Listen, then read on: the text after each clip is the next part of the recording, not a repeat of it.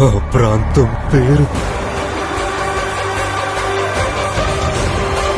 Seal చూసావా?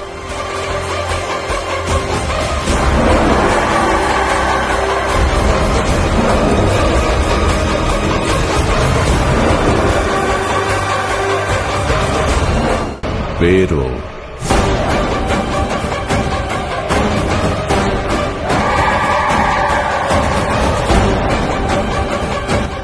అసాధ్యాన్ని సుసాధ్యం చేసిన వ్యక్తి. ముక్కుసూటితనానికి పెట్టింది పేరు.